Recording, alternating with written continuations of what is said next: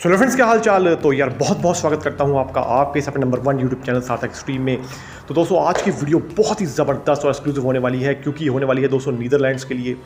Netherlands का seasonal work visa का दोस्तों बहुत ही बढ़िया ऑप्शन, कंप्लीट प्रोसेस, किस तरीके से कौन कौन अप्लाई कर सकता है, स्टेप बाय स्टेप आपको मिलने वाली है दोस्तों इसी वीडियो में। तो कंप्लीट वीडियो को वॉच कीजिएगा, इसमें आपका ही बेनिफिट है दोस्तों। नीदरलैंड जैसी ज़बरदस्त कंट्री में जाने का मौका आपको मिल सकता है। ठीक है जी, किस तरीके से होगा मैं सारा प्रोसेस गाइड करूँगा। सबसे पहले दोस्तों मैं कॉन्टैक्ट करने का तरीका बता दूं। कॉन्टैक्ट करने के लिए सिंपल सा प्रोसेस है, हमें क्वेश्चंस आते रहते हैं। कॉन्टैक्ट करने के लिए जिसने भी आपको बात करनी है, आपको वीज़ा अप्लाई करवाना है, कोई भी गाइडेंस चाहिए, ठीक है जी, एनी कंट्री से रिलेटेड, तो आप बेझिझक होकर संपर्क कर सकते हैं। संपर्क करने के लिए सिंपल सा फॉर्मेट है, आप ऑनलाइन अपनी अपॉइंटमेंट बुक कर सकते हैं। ठीक है जी, अपॉइंटमेंट फीस पे करने के बाद उसके बाद दोस्तों आप हमारी टेलीग्राम आईडी और व्हाट्सएप नंबर पर मैसेज करके अपनी आगे की जानकारी प्राप्त कर सकते हैं प्रोसेस से शुरू करवाने से रिलेटेड। ठीक है जी, मैंने सिंपल सा फॉर्मेट आपको बता दिया है। वर्ल्ड वाइड बिल्कुल हाईली सीरियस, इंटरेस्टेड और जेन्युइन कैंडिडेट ही देखें दोस्तों वीडियो को और अप्लाई कर सकते हैं।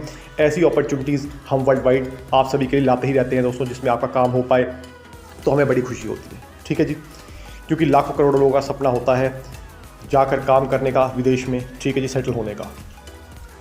अब फ्रेंड्स मैं बताना चाहूँगा जो सीजनल वर्क वीज़ा का ऑप्शन है, ये बहुत ही बढ़िया ऑप्शन है हर उस इंसान के लिए जो कम क्वालिफाइड है, ठीक है, जो जिसके पास ज़्यादा क्वालिफिकेशन भी नहीं है, वो भी अप्लाई कर सकते हैं। और इसके साथ साथ मैं बताना चाहूँगा दोस्तों, चेक रिपब्लिक के लिए, बेल्जियम, लिथुवेनिया और स्लोवाकिया के लिए बहुत ही बढ़िया वर्क परमिट की डायरेक्ट अपॉर्चुनिटी आई हुई हैं। तो आप उन वीडियोज़ को भी देखें। ठीक है जी, इस वीडियो को देखने के बाद वो वीडियोज़ भी हमारे चैनल पर ऑलरेडी लाइव हो चुकी हैं फ्रेंड्स, और बहुत बढ़िया अपॉर्चुनिटी है। उनमें से अभी कुछ फाइल रिमेनिंग है, यानी कि कुछ एप्लीकेशन अभी ली जा सकती हैं, तो आप उनके लिए भी अप्लाई कर सकते हैं फ्रेंड्स, ये भी मैंने आपको बता दिया है। तो अब बात कर लेते हैं दोस्तों पहले सीजनल वर्क परमिट की। तो पहले दोस्तों समझ लेते हैं कि सीजनल वर्क परमिट होता क्या है। सीजनल वर्क परमिट होता है दोस्तों जो लगभग 6 से 9 महीने का वीज़ा मिलता है सीज़न के हिसाब से। ठीक है जी, तो ये जो सीजनल वर्क परमिट होते हैं, ये सीज़न वाइज जो वहाँ के एम्प्लॉयर्स होते हैं, उनको जो जब भी वर्कर्स की नीड होती है, ठीक है जी, शॉर्ट स्टे के लिए, तो वो ये वीज़ा को निकालते हैं। लेकिन दोस्तों इसमें बहुत लोगों का अच्छी तरीके से काम बन जाता है, क्योंकि ये जो वीज़ा है ये शेंगन वीज़ा ही होता है एक तरीके से, यानी कि आपको पूरी पावर होती है, आप शेंगन की किसी भी कंट्री में 27 की 27 इंक्लूड, ठीक है, नीदरलैंड्स कहीं भी जा सकते हैं, मूव हो सकते हैं। ठीक है, तो बहुत बड़ी पावर होती है। उसके बाद दोस्तों इसमें क्वालिफिकेशन की भी कोई नीड नहीं होती, क्योंकि ये एग्रीकल्चर से रिलेटेड इसमें जॉब्स होती हैं, तो इसमें क्वालिफिकेशन के लिए भी कोई समस्या नहीं है। अगर आप कम क्वालिफाइड भी हैं, अगर आपकी पढ़ाई कम भी है, तब भी आप इसको अप्लाई कर सकते हैं। सबसे बड़ी चीज़ तो ये है। ठीक है जी, आपको पता है काफ़ी लोग जो बेचारे नहीं पढ़ पाते ज़्यादा, तो उनको निराश होने की वैसे भी आवश्यकता नहीं है दोस्तों। अगर आप कभी भी वैसे भी अपनी, अगर आपके पास क्वालिफिकेशन कम है, तो कभी इस चीज़ के लिए डीमोटिवेट ना हो। ठीक है जी, आप भी इतिहास रख सकते हैं दोस्तों, ये ध्यान रखिएगा। ठीक है जी, तो डीमोटिवेट होने की आवश्यकता बिल्कुल भी नहीं है। तो अब दोस्तों मैं बात करता हूँ सीधा कि इसमें जो अप्लाई करने के लिए आपकी जो टर्म्स एंड कंडीशन है दोस्तों, सबसे पहले तो आपको नॉर्मल एक सिंपल एम्प्लॉयर चाहिए। ठीक है जी, जो आपके लिए एक जॉब दिलवा सके आपको। ठीक है, यानी कि आपको एक MVV के होते हैं, ठीक है जी, तो MVV D टाइप वीज़ा होता है ये। ठीक है, ये आपका एम्प्लॉयर ही आपके लिए एप्लीकेशन अप्लाई करता है। बहुत सिंपल सा इसका प्रोसेस रहता है दोस्तों। इसकी रिक्वायरमेंट समझ लेते हैं पहले।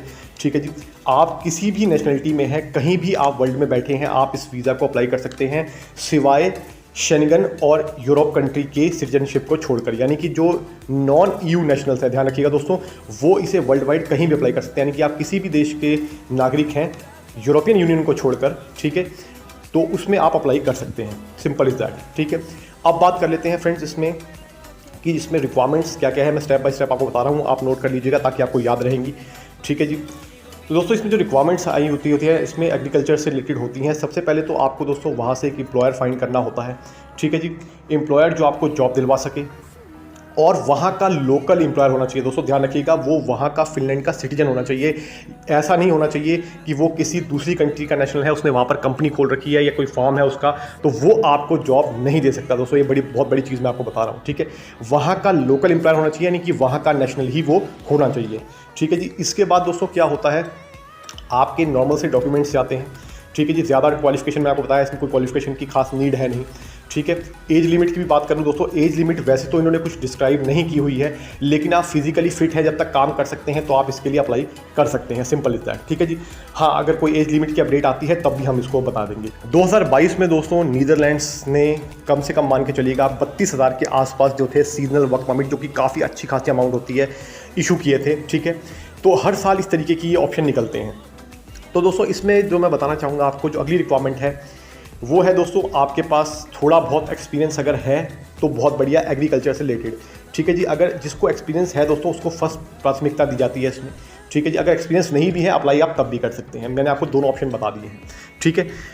इसके बाद दोस्तों आपकी जो सैलरी होनी चाहिए, आप ये गौर से सुन लीजिएगा बात, ठीक है जी, ताकि आपको याद रहेगी। जो आपकी ग्रॉस सैलरी होनी चाहिए दोस्तों पर मंथ की, वो आपकी 1995, ठीक है जी, यानी कि 1995 इस सैलरी के बेसिक इक्वलेंट सैलरी आपकी होनी चाहिए मंथली में, ठीक है जी, ग्रॉस सैलरी जो बननी चाहिए।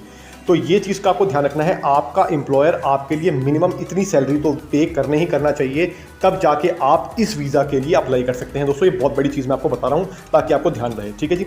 यानी कि आपको 1995 यानी कि 1995 यूरो की सैलरी आपकी मिनिमम होनी चाहिए, उससे ऊपर कितनी भी हो कोई भी दिक्कत नहीं है, ठीक है जी, इतनी सैलरी आपकी होनी चाहिए।